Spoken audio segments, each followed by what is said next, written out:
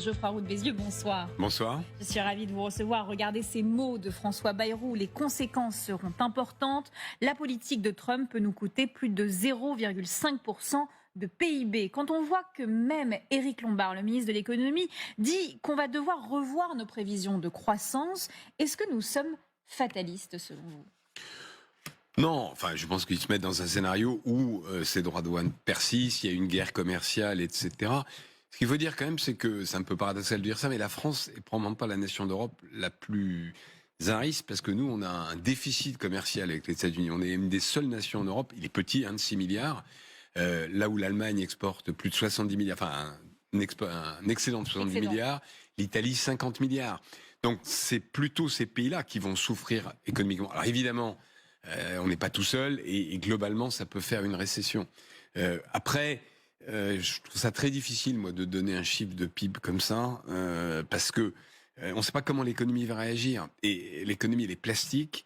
Les gens vont trouver des voies de contournement. Les prix vont augmenter. Il y aura donc annoncer comme ça un chiffre de PIB, je trouve ça assez prématuré. Et puis la négociation commence, d'une certaine manière. Justement, quelle doit être notre riposte, Geoffroy Roux de Bézieux, et à quel niveau elle doit se situer ? Regardez ce qu'a dit également le Premier ministre français. Aucune décision n'est prise et aucune décision ne peut être annoncée. Ce sont des décisions européennes, pas nationales. Notre riposte doit-elle être forcément européenne, vous l'avez dit. J'espère qu'elle le sera. Je suis malheureusement un peu sceptique. Vous poserez la question tout à l'heure à Thierry Breton, mais je l'ai un peu dit dans la première partie. Les intérêts sont divergents. Nous, on exporte du champagne, les Allemands exportent des automobiles. Et nous, on est en déficit, eux sont en excédent. Donc à un moment, la tentation de faire du chacun pour soi et de négocier des dispositions... Et là, vous avez vu la déclaration de la première ministre italienne, Giorgia Meloni, qui dit pas de droit de douane.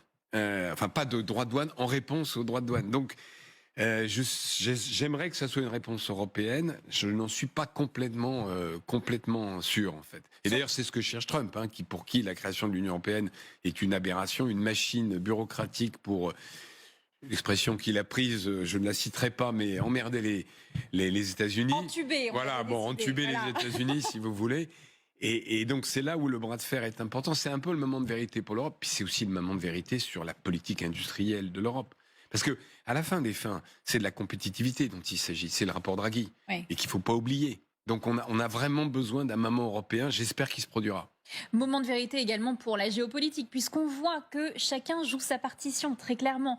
On a vu ces dernières heures ces pays qui jouent chacun